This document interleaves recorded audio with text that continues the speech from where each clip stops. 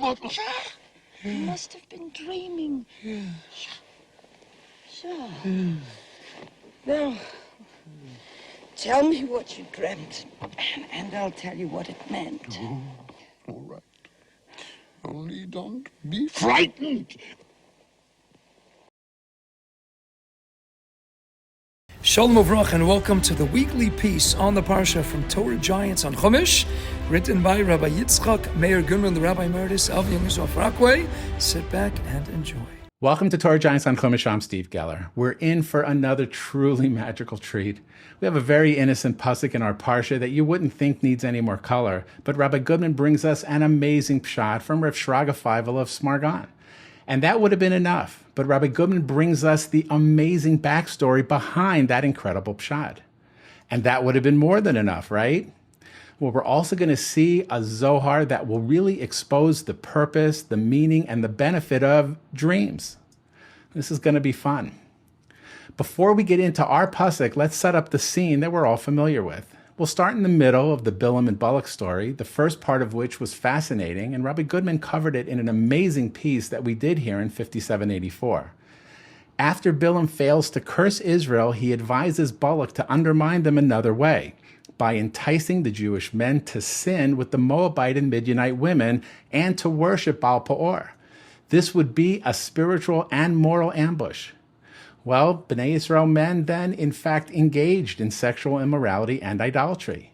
This act of betrayal enrages Hashem, especially because it was instigated with the cunning advice from Bilam. Hashem commands Moshe to execute the leaders who led the people into sin. At the height of the outrage, Zimri, a leader from the tribe of Shimon, publicly brings Cosbi, a Midianite princess, into the camp in defiance of Moshe and Hashem. Pinchas, the grandson of Aaron HaKohen, takes a spear and kills them both in a single act of zealotry, stopping the plague, as Hashem called it. Pinchas, the son of Elazar, the son of Aaron HaKohen, has turned my anger away from Bnei Israel by his vengeance for me among them, so that I did not destroy Bnei Israel in my vengeance. But the consequence?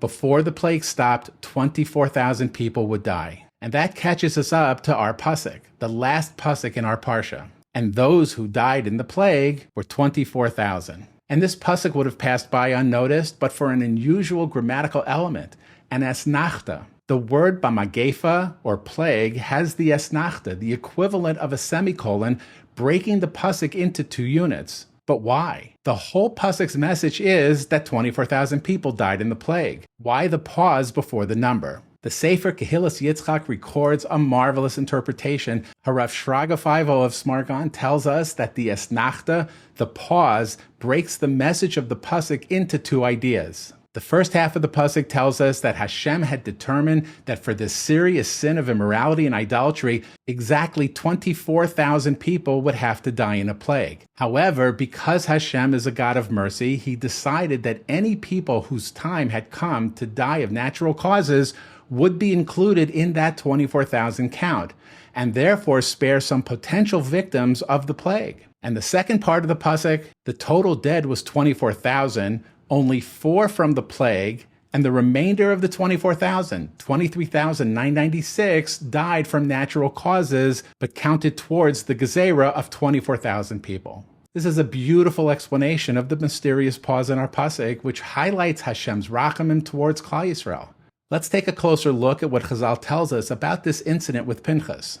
After Pinchas' instant act of retribution on behalf of Hashem, a pasuk in Tehillim tells us, V'ya'amod Pinchas v'yafalel, and Pinchas stepped forth and intervened, and the plague ceased. Most translations call it Pinchas intervened. The root of v'yafalel is to pray, which in its various uses is synonymous to intervene, to intercede, or to mediate. It's interesting that when we expand our concept of tefillah, it includes the effects of tefillah, which is to effect a mediation or intervention into the thing we're praying for. That was something we thought we accepted on faith. Prayer with emunah and bitachon will hopefully lead to a positive intervention. It's beautiful to see that it's all actually the mechanics of the very concept of prayer. All prayer effects an intervention. All prayer accomplishes something in heaven. We just don't always know exactly what positive effect it has. That's where our prayer has to come with the belief and faith that Hashem is handling everything in our best interests. But in our Parsha, what exactly does it mean that Pinchas intervened? The Gemara in Sanhedrin says he wrought judgment with Hashem. The Gemara says that the angels tried to push Pinchas away because in his prayer intervention in defense of Bnei Israel, Pinchas spoke harshly to Hashem. The Gemara says Hashem told the angels to leave Pinchas alone because his zealotry alleviated Hashem's own wrath. The Zohar says something similar. Shenichnas b'flilim. Pinchas entered into judgment, arguing with Hashem, and said before him, should 24,000 people die because of these two? Entering into judgment is more than davening to Hashem. It's a metaphysical visit before Hashem. We know these audiences happen, like prophecies, in what the Torah describes as being in a dreamlike state. But what is the Torah's view of dreams and this dreamlike state? We have many stories about people coming to others in dreams with messages. And in the back of our minds, we all consider the possibility that the whole dream story could be a parable to deliver whatever message the story means to deliver. This vagueness is because dream accounts in the Torah are one-directional. We only hear about a dream as recorded from the perspective of the person having the dream. Yosef tells us about his dreams. Paro tells us about his dreams. When dreams involve revelation, especially in a midrash or Kabbalah, it's often symbolic like a mashal. So what is a dream? Is it a parable? Is it a mashal? Is it prophecy? The Zohar tells us an amazing thing about dreams. Among other things, dreams are the meeting place between the upper world and the lower world. It explains Yaakov's dream with the ladder, that the meaningful messages delivered in our dreams originate in the next world on the top of the ladder. And that which is revealed in dreams is brought down to us in this world to the bottom of the ladder. So according to the Zohar, dreams often include messages from the upper world to us in this world. But Steve, why are we talking about dreams? Well, my friends, I didn't tell you the whole Rav Shraga Feivel story. In the sefer Kehilas Yitzchak, the one that explained Rav Shraga Feivel's marvelous explanation of the pause in our pasuk about the 24,000 people who died in the plague, in that same sefer is an account from Rav Shraga Feivel's son. His father, Rav Shraga Feivel, came to him in a dream to tell him that he was on his way to visit the Vilna Goan in a dream, to tell him that one of the Gros chiddushim was in fact Emes Shel Torah, the absolute truth of the Torah. He asked his father, why was he chosen for this privilege to deliver this message to the Gra? Rav Shraga Feivel responded it was a reward because he too had given an interpretation that was Emes Shel Torah, the truth of the Torah. When the son asked his father to tell him which Chiddich it was, Rav Shraga Feivel told him it was this very interpretation of the Asnachta in our pasuk. Just an unbelievable insight into our pshat. But we do have one more thing. But with this account of Rav Yitzchak's dream, we're back to our dream uncertainty of whether this actually happened or if it's meant to emphasize the authenticity of Rav Shraga Feivel's pshat in our pasuk. Right? It's another account of a dream from one source. Well, not so fast.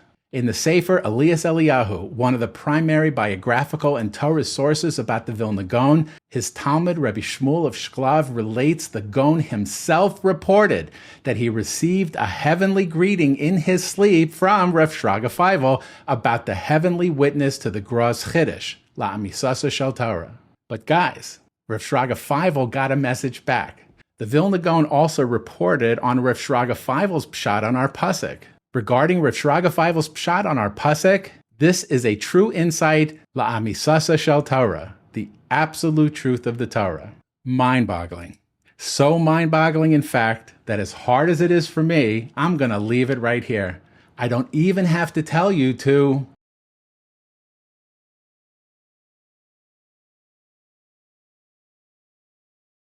Your yeshiva is a storehouse of great Rebbeim and Torah. It shares it. Our Gedolim don't conceal their holy Torah, they share it. We daven to Hashem for our chelik in the Torah. He shares it. So when you come up with chiddushim in your learning, that's your Torah. Share it.